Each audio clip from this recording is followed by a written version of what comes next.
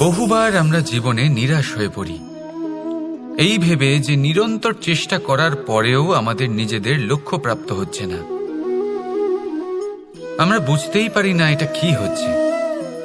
অনেকবার এরকম মনে হয় যে সেই লক্ষ্য যা আমরা চাইছি, সেই স্বপ্ন যা আমরা দেখেছি, যার জন্য আমরা নিরন্তর চেষ্টা করেছি, আমরা হয়তো তার যোগ্যই নই।